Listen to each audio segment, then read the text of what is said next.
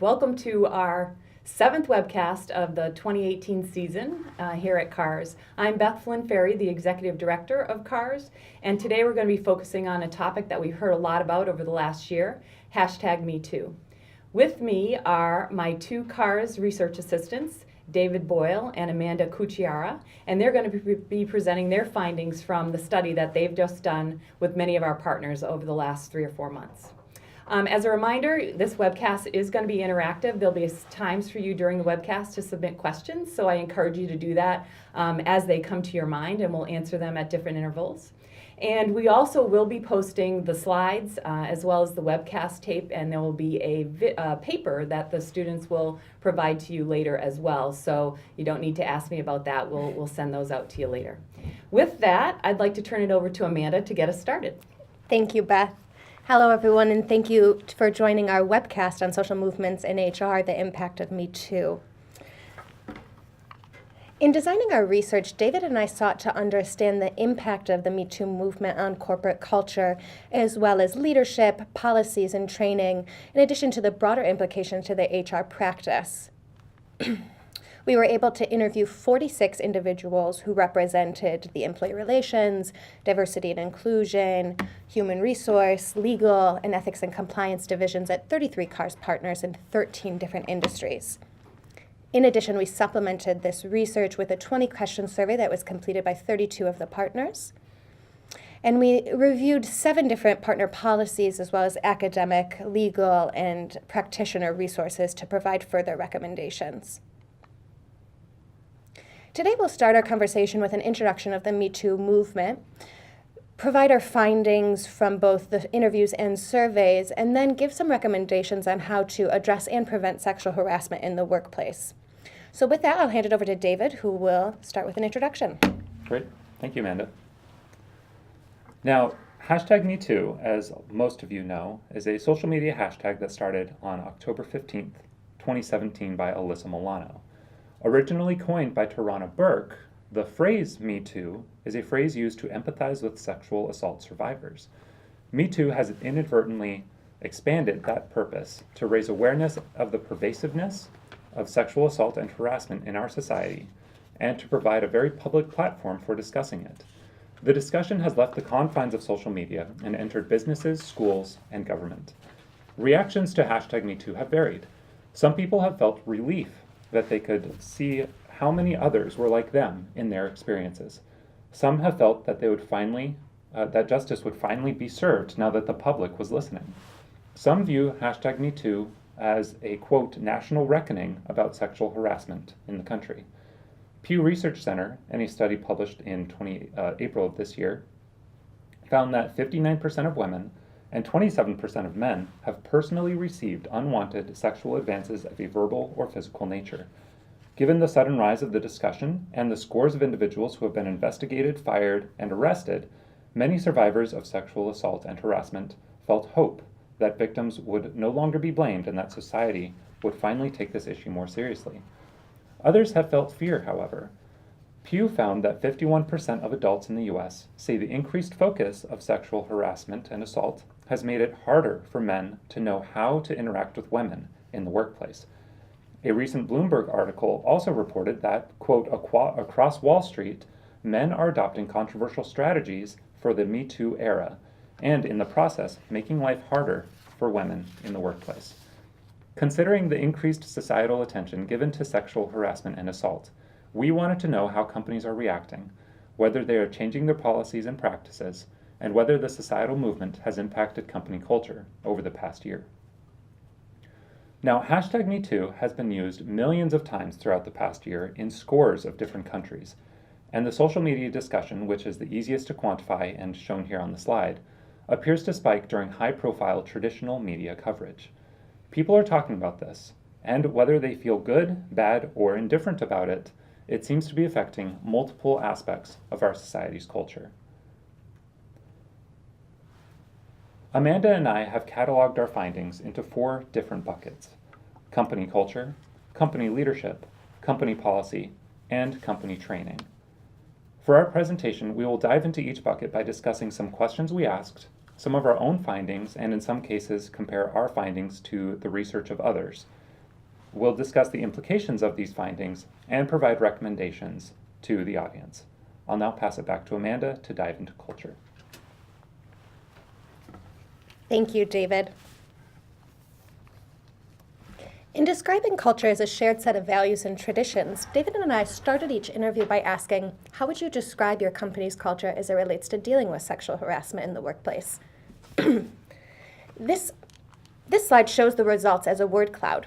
We most frequently observed companies stating values of diversity and inclusion, as well as respect and integrity.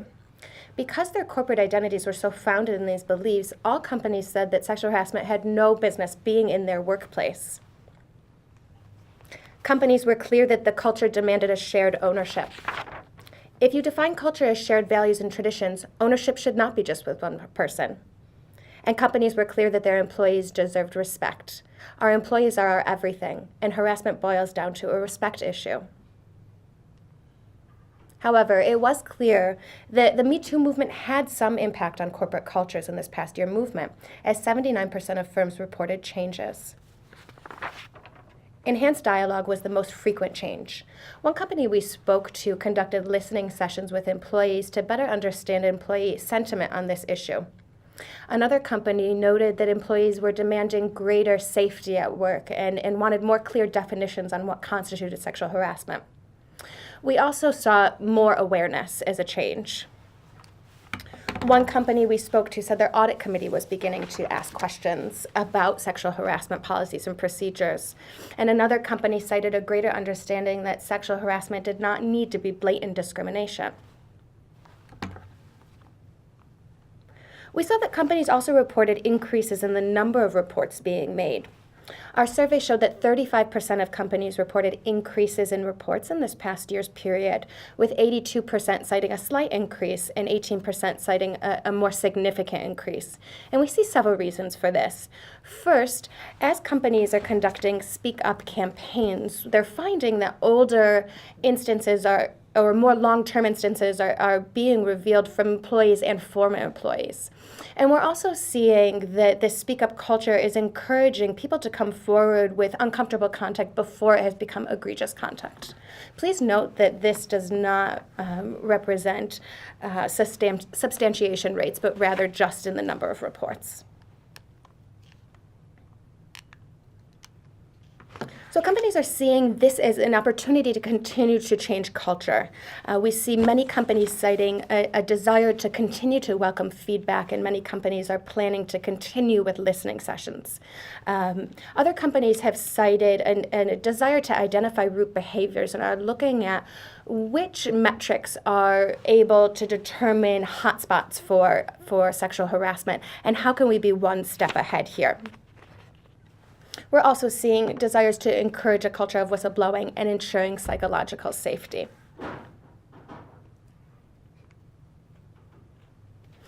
One thing David and I noted too is that the perception of the Me Too movement was not consistent across the globe, and 13% of companies indicated that there was some sort of global pushback from their counterparts. Some companies were viewing this as a U.S. issue, a U.S. response to a U.S. problem. And other companies were seeing that their employees who are working on global teams were experiencing behavior that was not culturally appropriate in the United States, but gray area started to approach as global teams met. So this is something that David and I are seeing companies hoping to address, and as companies are continuing to move across the world and have Nexus teams, how can we ensure that U.S. headquartered companies have consistent and appropriate policies? So we have a few recommendations here for culture. The first is to protect against the chilling effect. One company that we spoke to had a junior level employee who was fearful of meeting his senior skip level female boss, and out of concern for potential issues related to sexual harassment or retaliation. Here we want to be aware that this may be inhibiting some females' professional development opportunities. We also want to ensure that we're removing sexual aggressors, no matter their status. This is a powerful signal to employees and the general public that misconduct is not tolerated. And research has shown that minimizing sexual harassment by star employees may affect the victims even more than the harassment itself.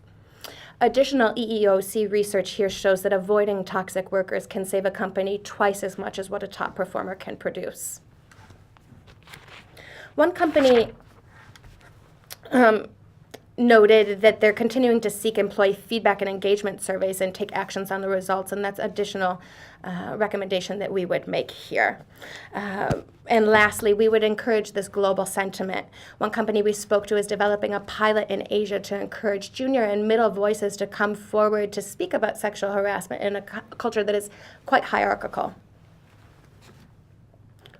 So with that, we'll take a pause and answer a few questions.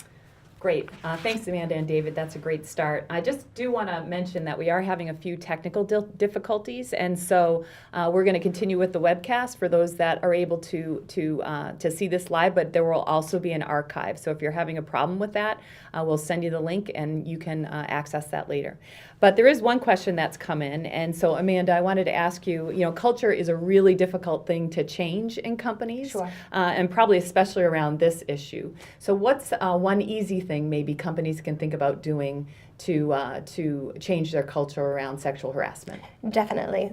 Where David and I saw incredible, easy innovation is when companies were acknowledging this issue from the top. And so companies that noted immediately after the Me Too movement, having the CEO, C-suite, board, general counsel sending out a note to all employees saying that this is not tolerated. And we're committed to better defining our practices and policies so that employees are comfortable and safe in a workplace.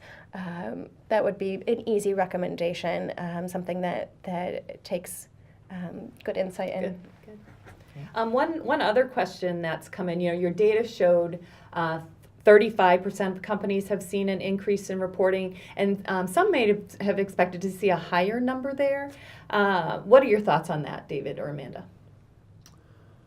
So my thoughts on the increase or lack of increase in reports are, well, there may be multiple reasons for that.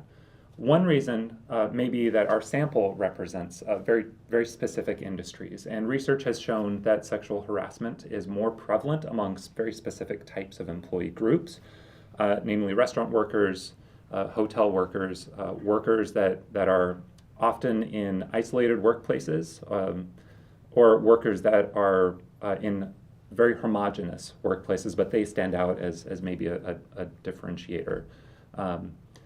And so maybe our sample size just isn't representative of what's going on in society. That would be my first thought on why maybe we didn't see the uptick that we might have expected. Okay, great. Well, let's turn now to your findings on leadership, David. Great. Thank you, Beth.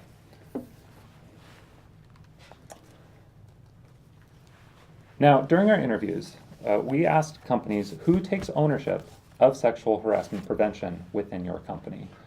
And as the chart shows, almost all companies reported that their HR departments take ownership of prevention. Nearly 85% of the CEOs take ownership of prevention, and around 78% of executives other than the CEO also take ownership of preventing sexual harassment within their workplace.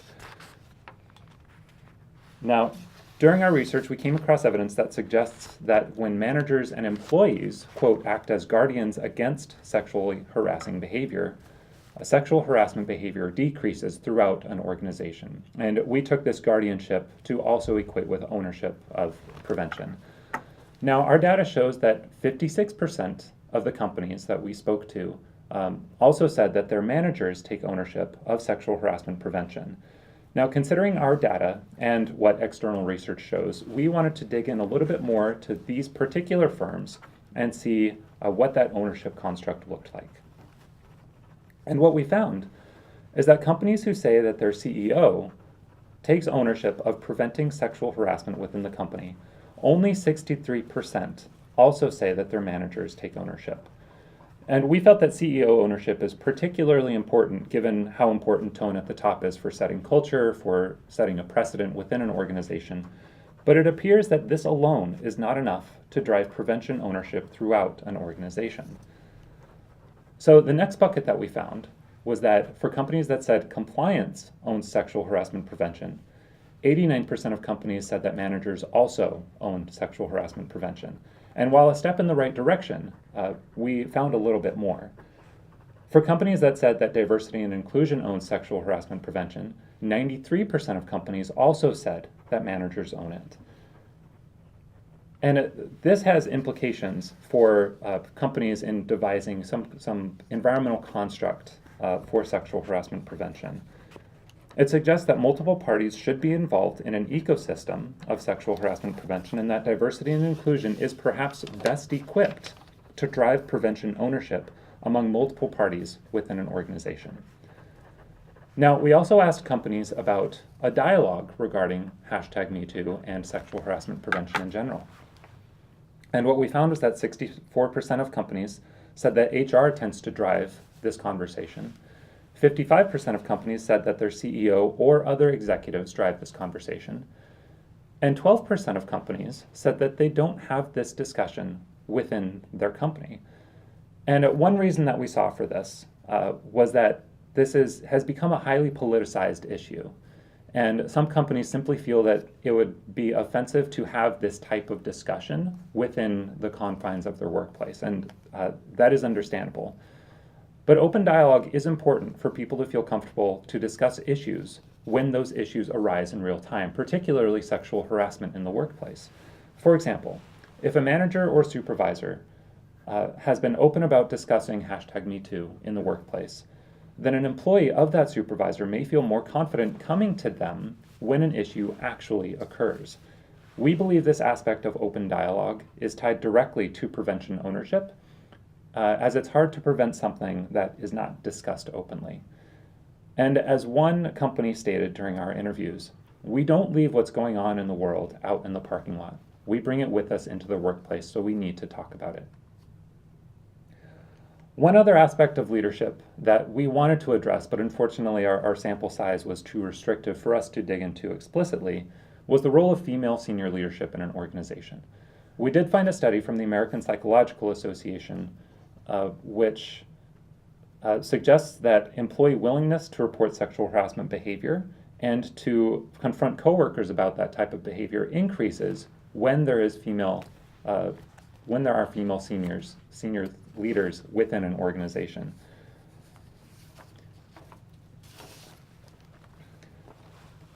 Now, with regards to leadership recommendations, leadership diversity is becoming increasingly important.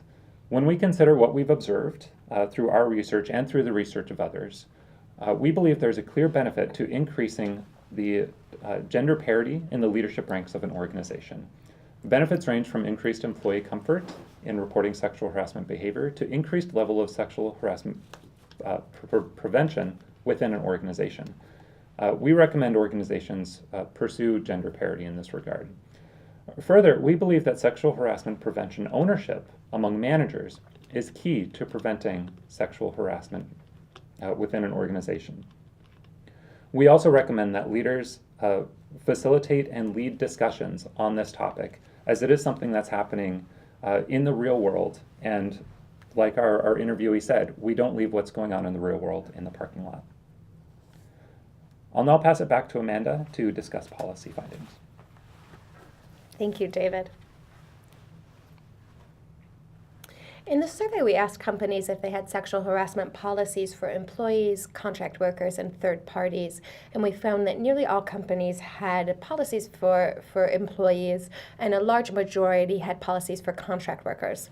Where we saw a lower number is in regards to third parties, as only about half of the companies had firm policies for third parties. This is something that we recommend companies do adopt, as EEOC regulations state that a company can be liable for the conduct of non-employees as it relates to the harassment of their own employees. So it is important for companies to be proactive in this space. In the interviews, we asked if the companies had a zero-tolerance sexual harassment policy, and we found that 90% of the companies said that if an incident of sexual harassment were to be confirmed, an employee would be punished appropriate to the response of the crime. We then found that 10% of the firms we had a strict zero-tolerance policy, in our opinion, and that if an incident of sexual harassment were to be confirmed, that employee would be terminated. The EEOC notes that having a strict zero-tolerance policy may make it tougher to combat sexual harassment because employees may be unwilling to come forward in an environment that they consider to be unjust, and they may also be concerned with retaliation.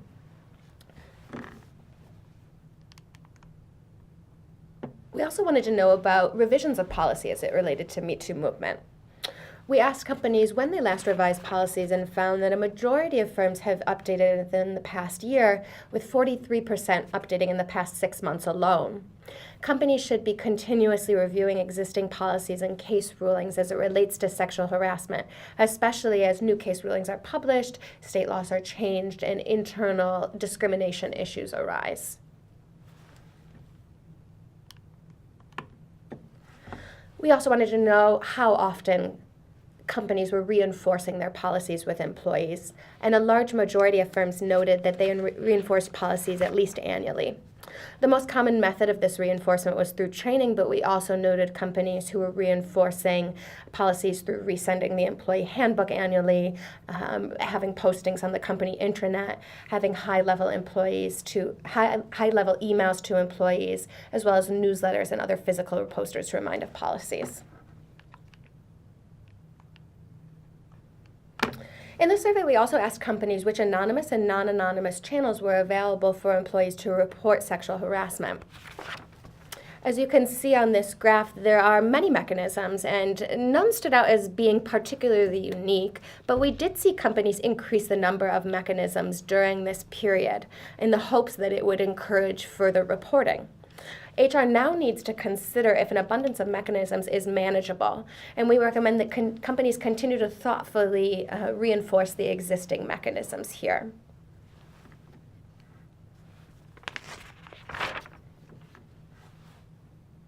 So we've developed several recommendations to ensure policy is sound.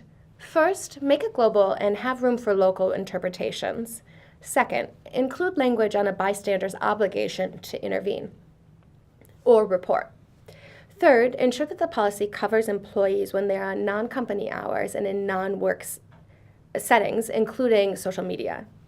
Fourth, keep the language friendly and simple. The majority of the policies we saw were less than 2 pages.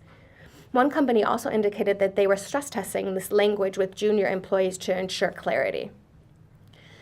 Fifth, consider alignment with related policies, including anti-retaliation, relationship bullying, alcohol, and event policies. One company we spoke to had the senior-most employee at any given event responsible for all employee conduct at that event. And last, monitor external trends frequently. Companies should continue to monitor the EEOC's interest to determine future rulings. Companies should also continue to track local and regional trends, such as this recent movement for mandatory arbitration for sexual harassment, which is now a law in New York State.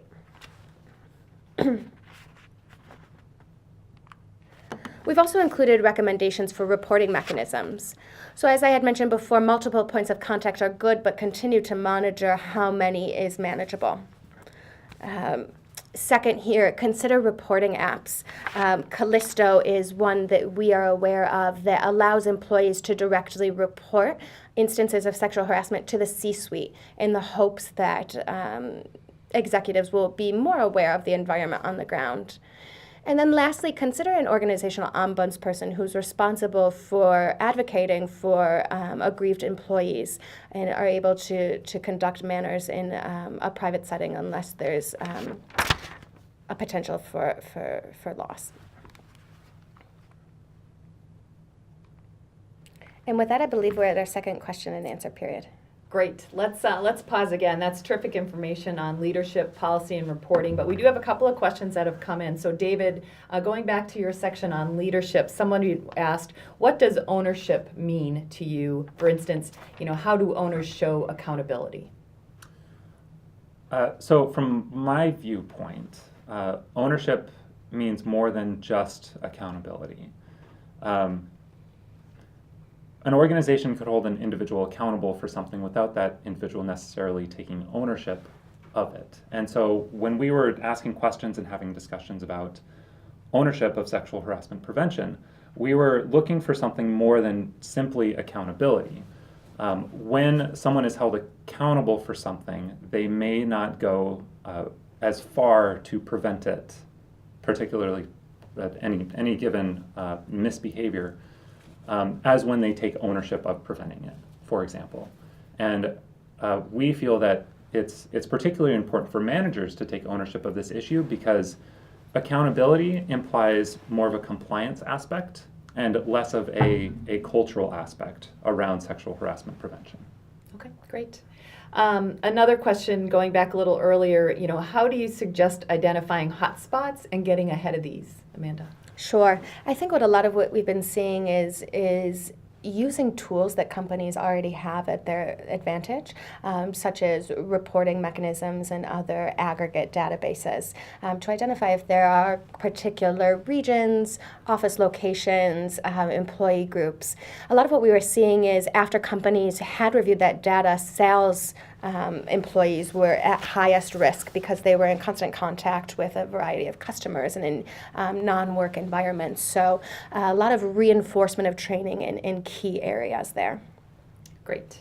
And one last one, the use of an ombudsman seems to be increasing. Yes. Can you talk a little bit more about what you found there? Sure. We know that looking at national organizations, only 13% have an ombudsperson, but we do know that number is rising because it offers an opportunity for an employee to speak to what is perceived as a neutral entity and helps the employee to craft statements around ownership and empowerment.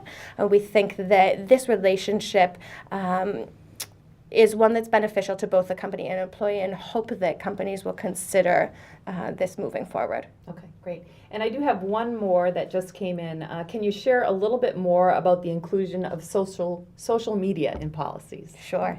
I think what's important to note with social media is that it should be outlined that employees are representatives of organizations no matter where they are or where they are, or how they're communicating. One company that we found made sure that with new technology that they were looking at their policies to ensure that the specific phrase social media and the different types of social media was outlined, and in some instances where employees were terminated due to contact on social platforms. Great.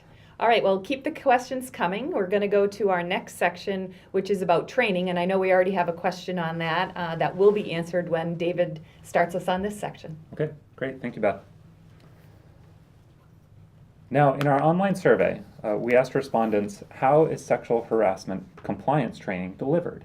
And from this question, we gained two perspectives. One, we learned how many firms provide sexual harassment compliance training, and we learned the typical types of trainings they provide.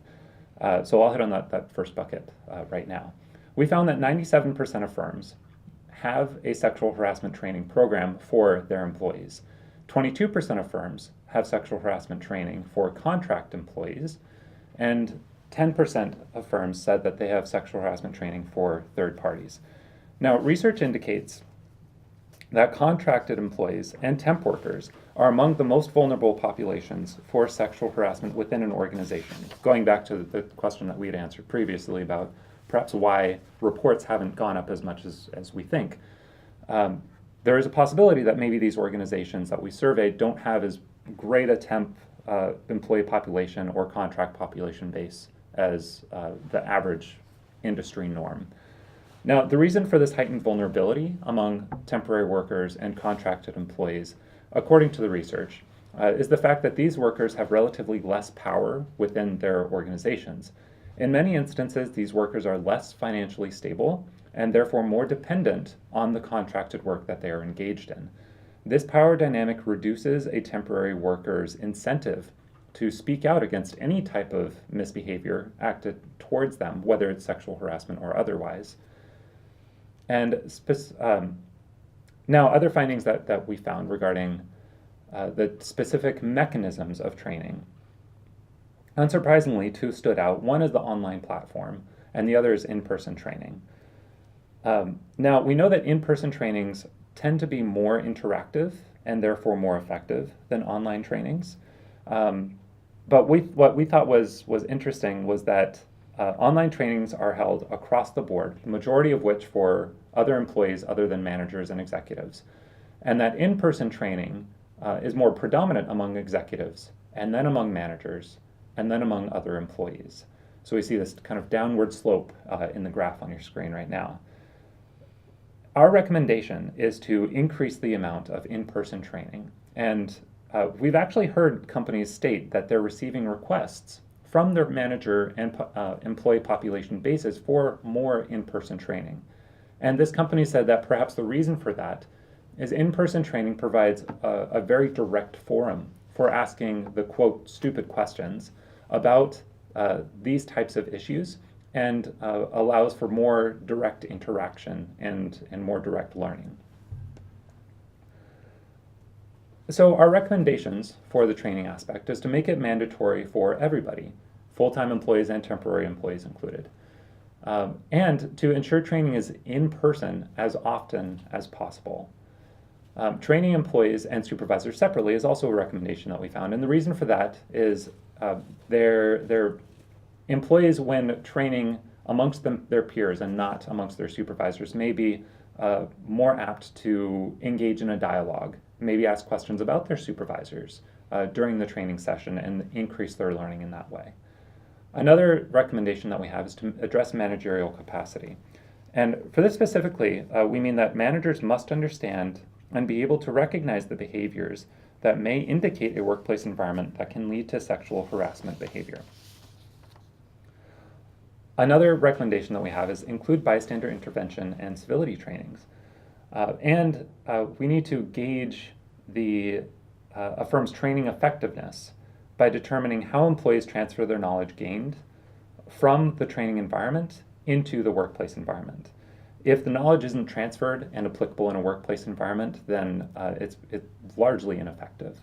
And our last recommendation in this space is to consider different types of emerging technologies that may help a company to move the needle on this, specifically with virtual reality, which may immerse a trainee in an environment that an online platform and an in-person training session might not be able to. So next we would like to dive into a summary of the interesting and innovative practices that we found during our interviews. One firm said that they publish anonymized case outcomes on a regular basis. And by this, we mean that when a case was substantiated, they would anonymize the case and then publish the results for their entire employee population to read. And we thought that this was innovative because it's a very direct way to communicate to the employee population what type of behavior in real time is unacceptable and the consequences of that type of behavior. This would also perhaps increase the prevalence of employees feeling comfortable to bring issues forward because they know what type of process takes place when they report a case. Now, still another firm said that they provide an advice hotline, not just an anonymous reporting hotline, but a hotline where an employee could call in to ask for advice on a specific issue. And we thought this was innovative because there are many instances when managers or employees may think that this is a gray line and aren't sure if they should report it, or if it's something that's worth just letting go.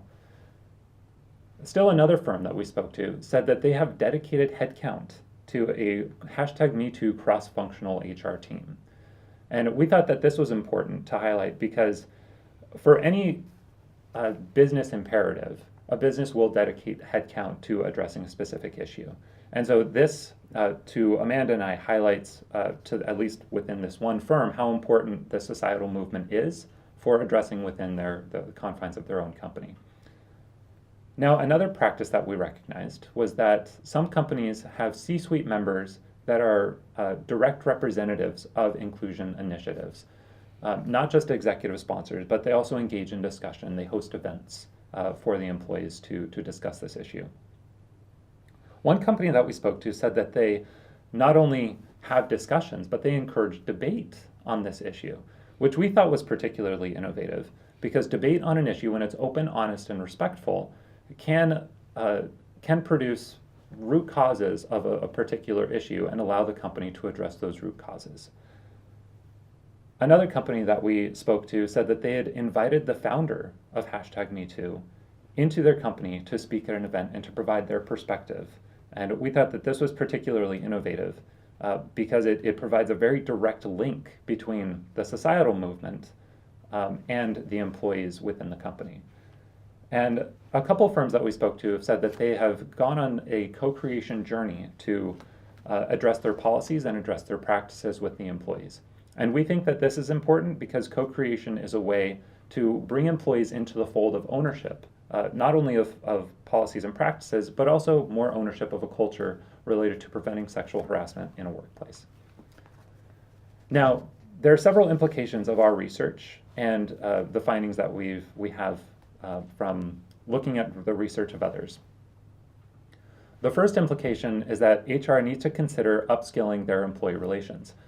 With the rise of Me Too, the increased discussion and the increased, or rather the uptick of reports that we found within companies, it makes sense that employee relations perhaps are not ready for an increased volume or increased complexity of the issues that #MeToo may bring along. Another implication is to explore more predictive analytics and what those can do to prevent sexually harassing behaviors. Still, another implication for this is that HR needs to tackle the gray area, either explicitly through their policies or through innovative practices such as the one we highlighted before, with publishing anonymized reports and the outcomes of those reports. Another implication for this, particularly for the global firms with multiple country locations where perhaps culture differs from that of the United States, is to enhance the messaging in those remote locations. And another implication that we would like to highlight is to deliver on the employee experience. There's been, across HR over the past several years, there's been an increased focus on the employee experience, particularly with the war for talent. Now, employee relations may also consider taking this lens when they develop practices and policies related to sexual harassment prevention and response on a company level. If a star employee is either complaining or is an alleged harasser, their experience through the complaint process and through the adjudication can be an important mechanism for retention if retention is deemed to be a necessary outcome. And finally, we feel that any of our recommendations and all of these implications need to be taken in light of an organization's specific transparency goal. We recognize that some organizations would like to be more transparent than other organizations. And so some of our recommendations may not fit into every organization's transparency agenda, I will say. And with that, I'll pass it back to Beth to wrap us up. Okay, terrific. Before we go to our final couple slides, there is another question that's come in here, and so the question, David, is for you. How can you share more information on the advice hotline / chat box example? And particularly, does it help the employee consider submitting or not submitting a complaint? Yes, thank you. From what I remember from that interview, and I have my notes buried somewhere, so I'm sorry I can't refer to those directly right now. The advice lines are there to help employees, yes, make a decision. And I want to say that in another instance, there was a quasi-advice line where it would be logged as, or it would be cataloged as an advice line submission, and then a case number would be associated with that. Now, in terms of providing the advice to the employee and what that actually looks like, I can't speak to that. I don't remember if we got into that discussion during our interview. Okay, great. You also mentioned upskilling for employee relations personnel.